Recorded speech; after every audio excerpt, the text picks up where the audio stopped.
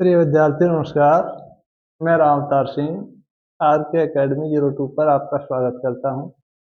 आज हम समास के बारे में चर्चा करेंगे और मुख्य रूप से अव्ययीभाव समास के बारे में। तो सबसे पहले हमें जानना है कि समास किसे कहते हैं, क्या चीज होती है समास। देखते हैं। समास दो पदों का मिलना कहलाता है समास। दो पदों का मिलना क्या कहलाता है? समास। और मिले हुए पदों को अलग कर देना कहलाता है समास का विग्रह। तो जब दो पदों को हम मिलाते हैं तो उसका संक्षिप्त रूप बन जाता है। यही लाभ होता है कि किसी चीज को और संक्षिप्त रूप में बता देना या संक्षिप्त रूप में कह देना या लिख देना ही क्या है? समास, यानी पदों का संक्षेपीकरण। तो दो पदों का मिलना समास कहलाता है और मिले हुए पदों को अलग करना समास विग्रह कहलाता है। इसके मुख्य रूप से 6 भेद होते हैं। समास के मुख्य रूप से कितने भेद होते हैं? 6 भेद होते हैं। अपने अपनी गुणवत्ता के आधार पर, विशेषताओं के आधार पर इनके भेद किए गए। तो पहला समास हम पढ़ेंगे अव्ययीभाव समास। तो समास की परिभाषा लिखते हैं पहले।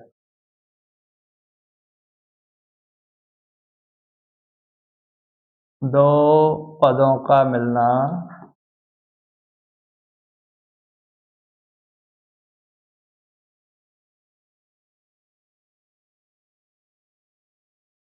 समास कहलाता है। समास कहलाता है।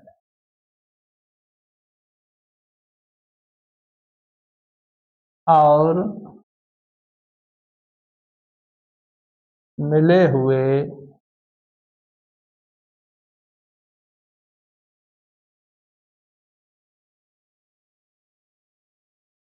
पदों को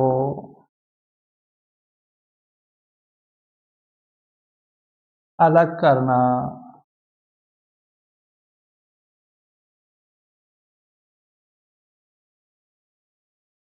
या अर्थ स्पष्ट करना, अर्थ स्पष्ट करना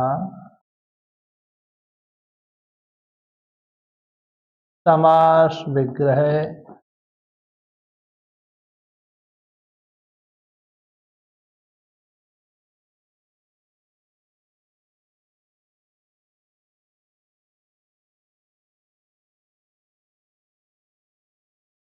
कहलाता है।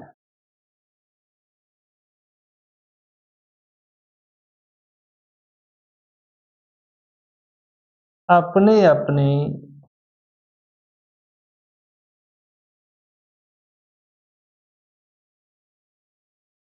विशेषताओं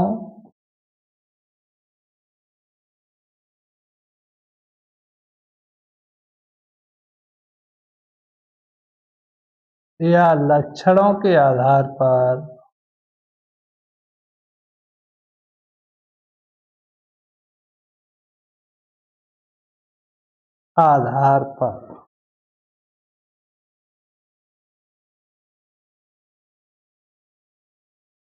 इन्हें मुख्य रूप से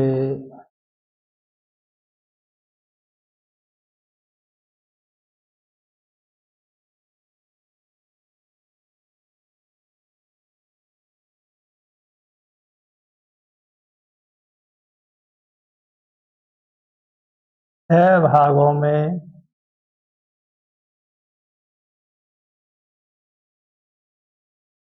बांटा गया है। बांटा गया है। नंबर 1, अव्ययीभाव समास। अव्ययीभाव समास। नंबर 2, कर्मधारय समास।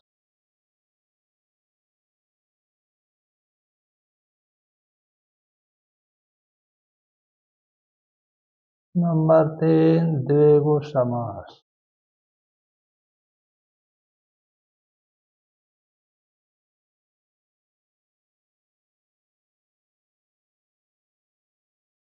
नंबर 4 द्वंद्व समास। नंबर 5 बाहुव्रीहि समास। व्रीहि समास।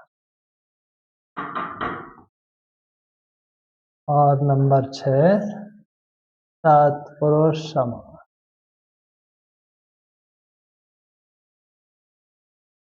हाँ, तो क्या बताया, दो पदों का मिलना समास कहलाता है और मिले हुए पदों को अलग करना समास विग्रह कहलाता है। समास विग्रह क्या होता है? समास विग्रह के द्वारा हम उस पद का अर्थ स्पष्ट करते हैं अथवा समझते हैं। तो इनकी विशेषताओं के आधार पर या इनके लक्षणों के आधार पर इनके भेद किए गए हैं। मुख्य रूप से कितने भेद किए गए हैं? 6। कौन कौन से हैं वो? अव्ययीभाव समास, कर्मधारय समास, द्वंद्व समास, द्विगु समास, बाहुव्रीहि समास, तत्पुरुष समास। तो इस प्रकार से इनके भेद हैं। तो आज हम सबसे पहले अव्ययीभाव समास के बारे में चर्चा करें।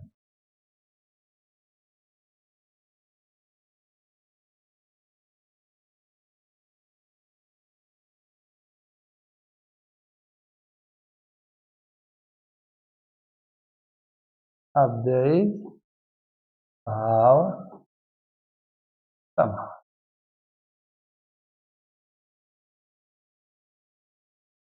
क्या होता है? अव्ययीभाव समास इस समास का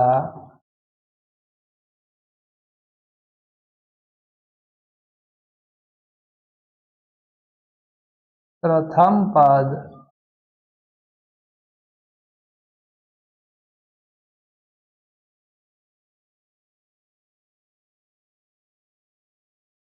अव्यय शब्द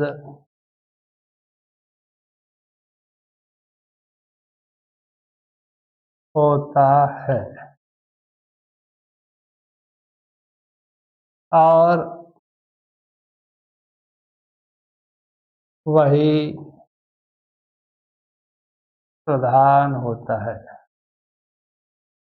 प्रधान होता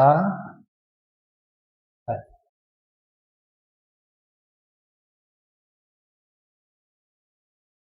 जो पूरे पद को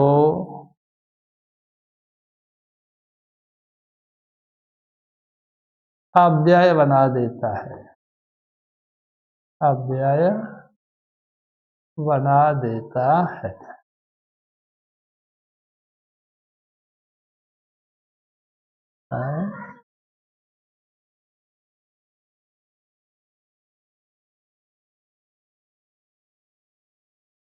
हाँ, क्या बताया?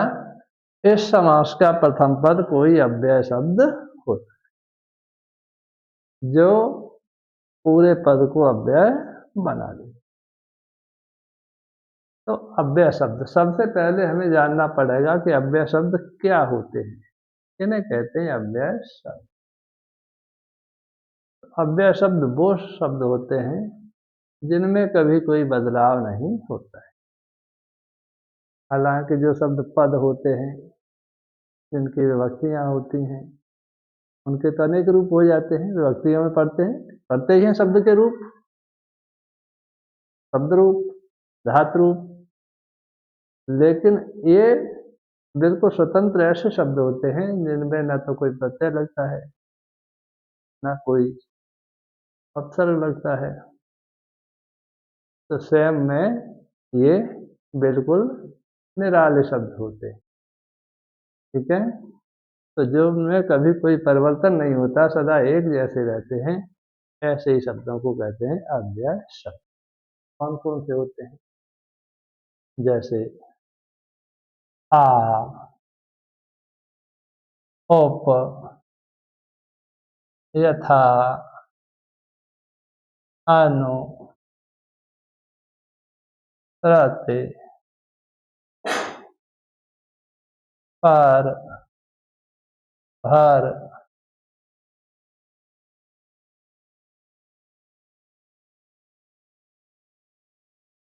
इत्यादि। और भी होते हैं, जैसे सह है, आधे, आधे। तो ऐसे ही शब्दों को क्या कहते हैं? अव्यय शब्द। तो अब अव्यय भाव की परिभाषा क्या आती है कि इस समास का प्रथम पद कोई अव्यय शब्द होता है, वही मुख्य होता है। वही क्या होता है? प्रधान का मतलब क्या है? मुख्य। ऐसे समास को क्या कहते हैं हम? अव्ययी भाव समास। ठीक है, अब देखते हैं इसके कुछ उदाहरण। इसे हटा देते हैं,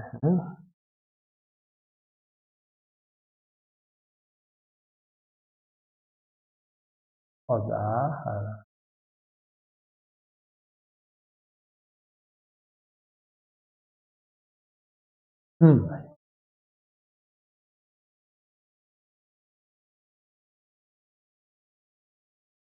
समस्त पद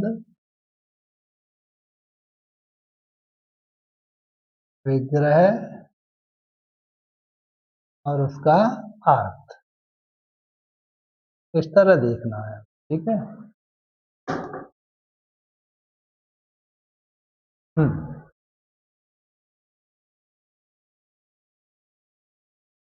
यथा कामम।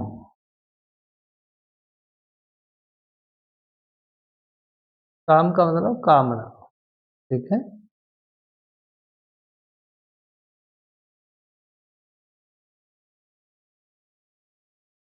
कामम अतिक्रम्य, अतिक्रम, कामम अतिक्रम, इच्छा के अनुसार। कामना, कामना का मतलब समझते हैं?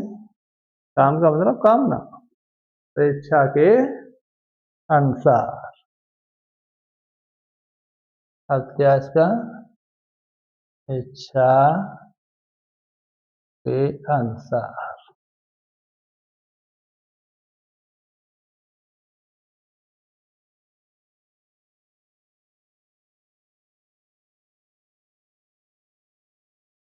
तो समझ में आया?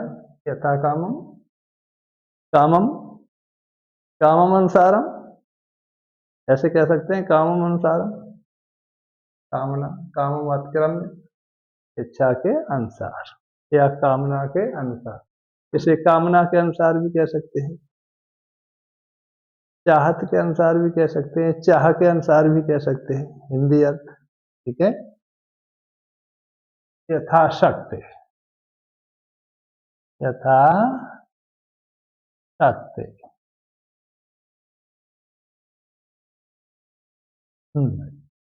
यथाशक्ति।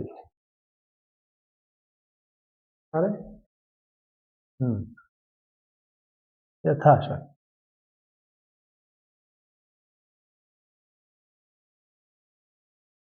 क्या होगा इसका अर्थ? शक्ति के अनुसार। शक्तम अंतरकम, शक्तिम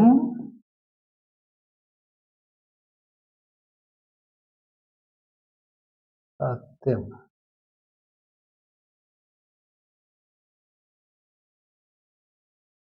शक्ति के अनुक्रम्य,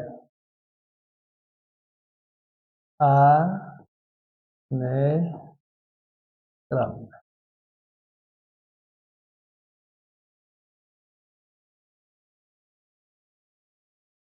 क्या होगा इसका अर्थ? शक्ति के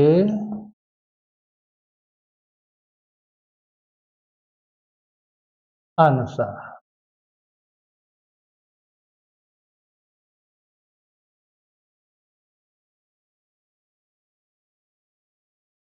इसका हिंदी अर्थ भी समझते चलते हैं, ठीक है।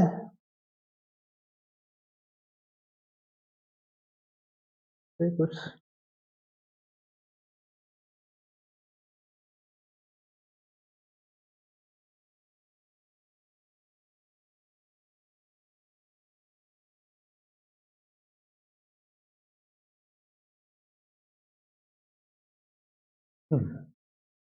अगला उपगंगम।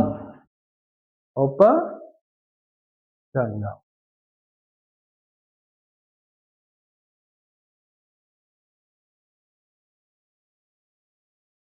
इसे ऐसे भी लिख सकते हैं, उपगंगम,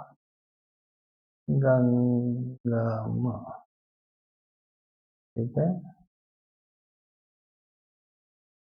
उपगंगम क्या है?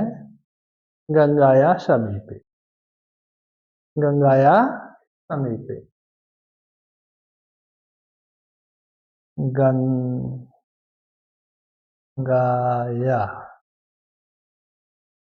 समीपे, समीपे। तो क्या होगा? गंगा के पास, या समीप भी कह सकते हैं, गंगा के समीप या गंगा के नजदीक, ठीक है। उपराजम, उपराजम, उपराजम,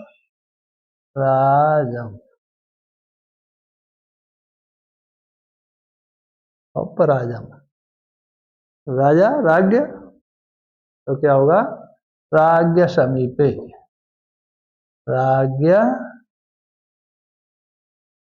समीपे, राज्य समीपे, राज,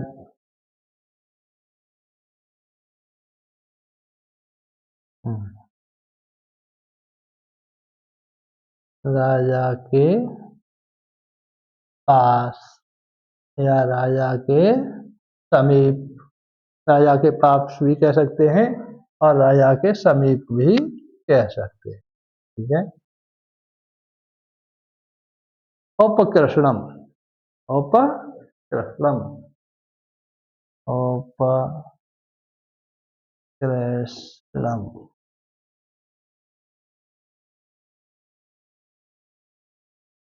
कृष्ण के समीप क्या होगा? कृष्णस्य,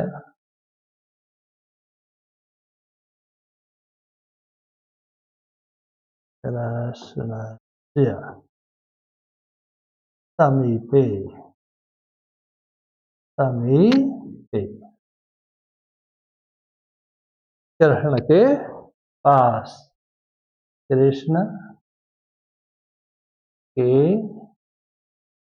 पास, या कृष्ण के समीप, या कृष्ण के नजदीक।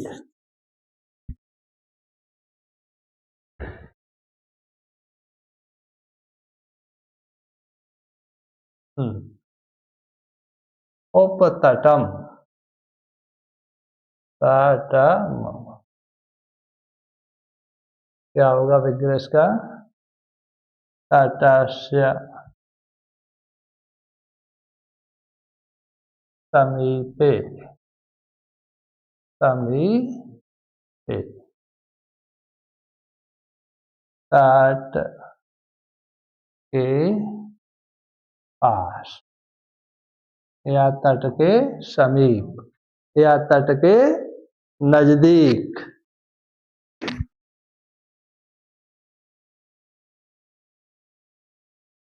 प्रत्येकम,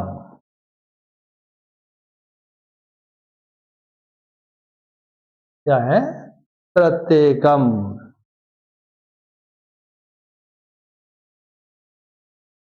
एकम, एकम, प्रत, एकम एकम प्रत्यय, क्या अर्थ है इसका?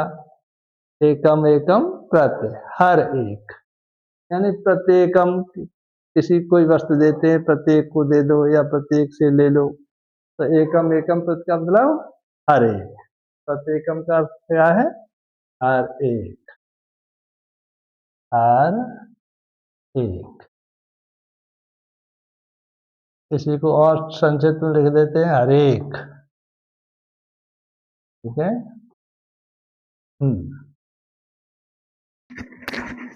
प्रतिदिनम, प्रतिदिनम,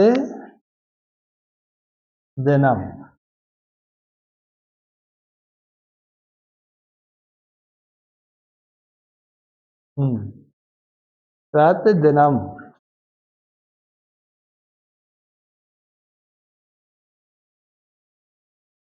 दिनम, दिनम,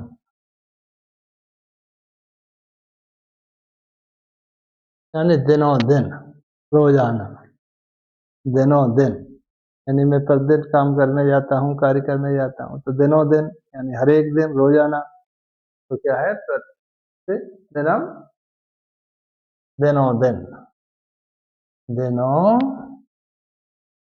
और दिन, अर्थात रोजाना,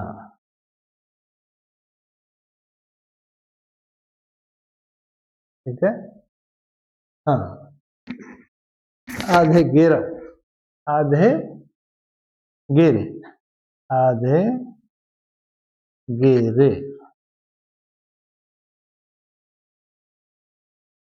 आधे गिरे, गिर जानते हैं क्या होता है? पर्वत,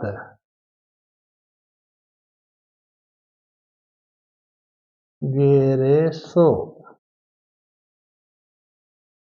इति, गिरेशु इति, पर्वतों में, क्या है? पर्वतों में, अब मैं अंदर नहीं तो पर्वतों पर, पर्वतों पर, पर्वतों पर, अधिगिर, पर्वतों के ऊपर, अधिक का मतलब ऊपर ही। प्रत्यहन, प्रत्यहन, प्रत्यहन, इस तरह कर सकते हैं, प्रत्यहन, और इसी को क्या हो जाएगा? यही है प्रत्यहन,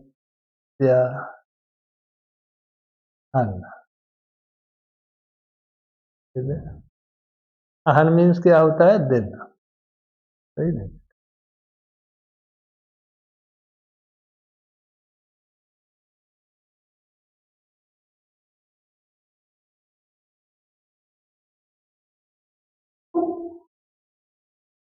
प्रत्येक दिन, ठीक है।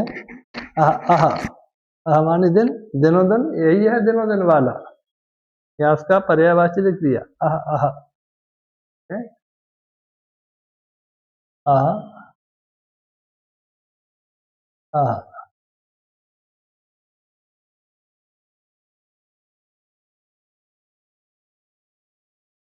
प्रत्येक दिन,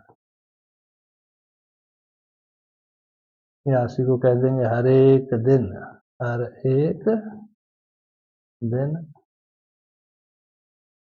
ठीक है।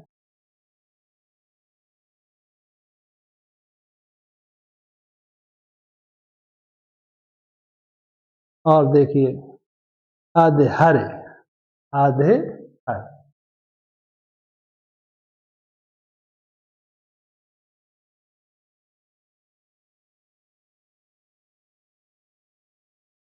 हराऊ इत्ते, हराऊ इत्ते, हर के विषय में, भगवान के विषय में, हर के विषय, आर्य के विषय में, आर्य के विषय में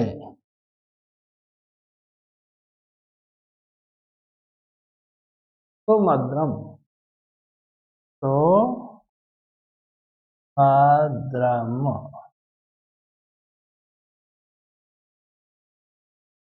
सुमद्रम, मद्राणाम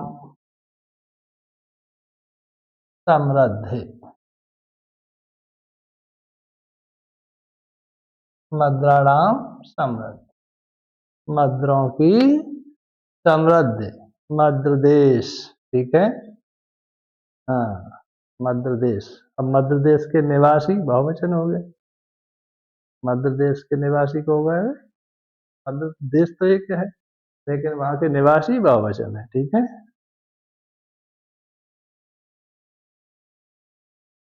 या ऐसे कह सकते हैं मद्रों की समृद्धि, मद्रों की समृद्धि, या फिर मध्य देश के लोगों की समृद्धि, ठीक है। ये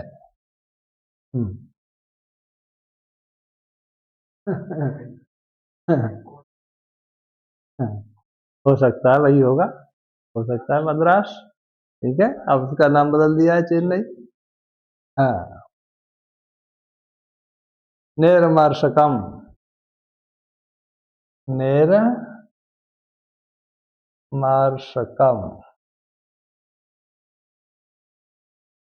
निर्माण क्या होता है? रहित, विहीन, मर्शक मीन्स मच्छर, ठीक है। मस का नाम अभाव है, मशक मच्छर, मस का नाम अभाव है।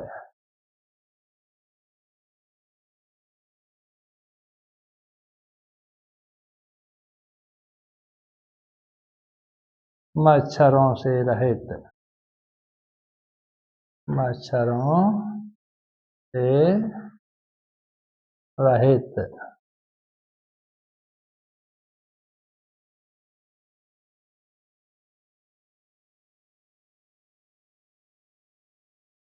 अतिहेमम, आते हेमम, आते हेमम,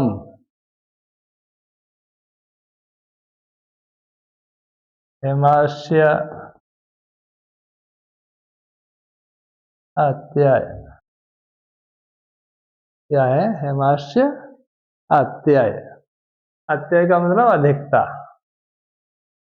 अधिकता,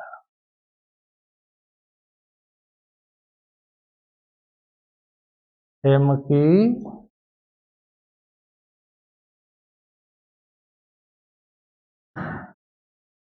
अधिकता, या बहुतायत भी इसी को कहते हैं, बहुतायत। अति निद्रम, अति निद्रम,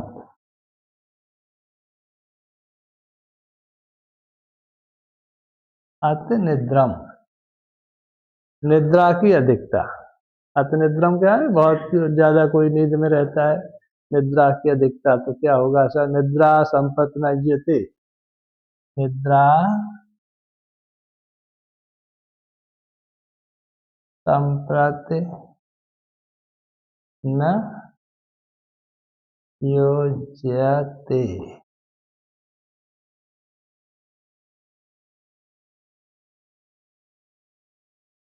निद्रा की अधिकता, या फिर जो व्यक्ति नींद में खोया ही रहता है निद्रा के अनुपयुक्त काल, ठीक है, यानी जब सोने का समय नहीं है फिर भी सो रहा है। रात को तो सभी सोते हैं, दिन में सो रहा है तो उसे विशेष ज्यादा नींद है, तभी तो सो रहा है। हाँ, अनु विष्णु, अनु विष्णु, अनु विष्णु,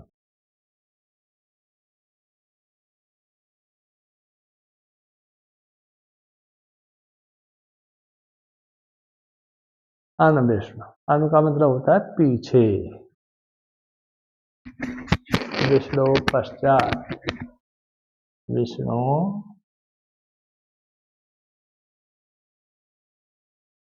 पश्चात,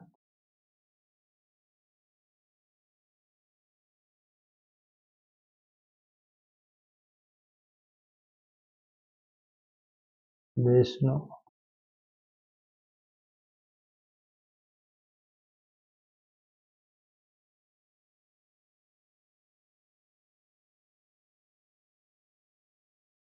के पीछे या विष्णु के पश्चात, अनुरूपम,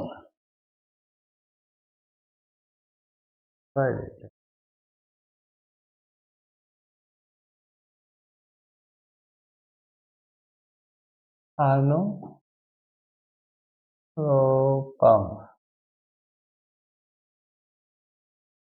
रूप के अनुसार है, रूपस्य योग्यम, रूपस्य योग्यम,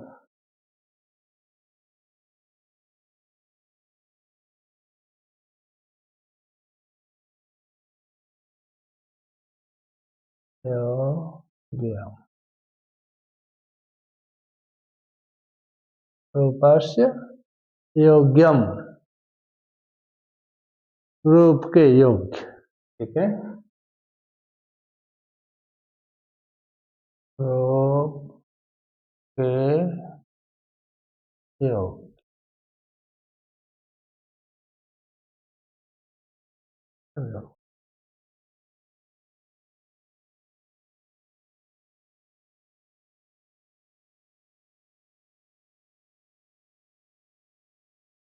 कहते हैं अनुरूप कोई चीज ढूंढते हैं, खोजते हैं कि उसके अनुरूप वस्तु नहीं मिली, उसके रूप के अनुसार वस्तु न मिलना।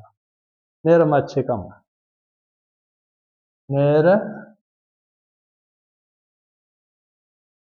निर्मच्छिकम, मच्छिका कहते हैं मक्खी को, मच्छिका रहितम, ठीक है, मच्छिका नाम अभाव है या मच्छिका नाम रहितम, मच्छिका नाम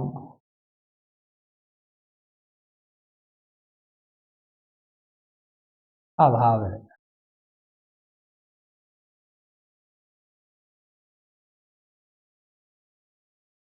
मक्खियों से रहित,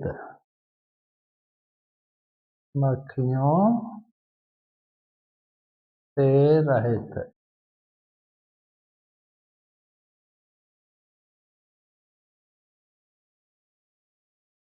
मक्खियों से रहित,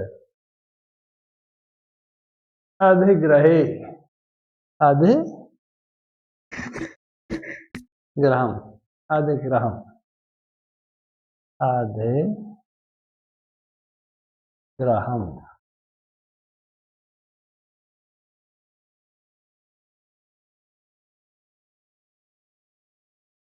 ग्रहे हित, घर पर, घर पर या घर में, अधिग्रहे घर पर,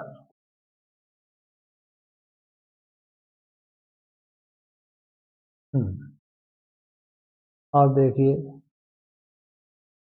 आजन्म, आजन्म,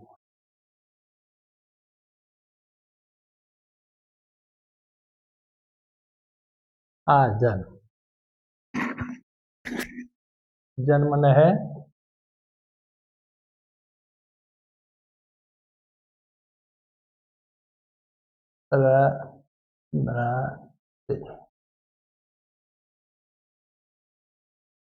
जन्मन प्रवृत्ति, जन्म भर या जन्म से लेकर, यानी जन्म से लेकर, तो फिर क्या होगा, जीवन भर। ठीक है, तो क्या है, जन्म से लेकर, जन्म से लेकर,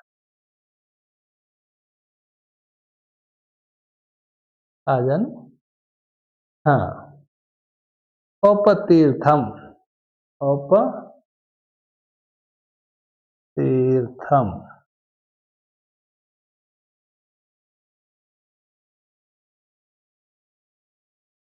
तीर्थस्य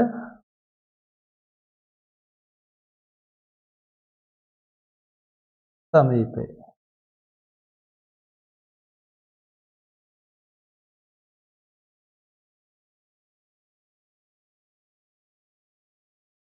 तीर्थ के समीप, समीप या नजदीक या निकट।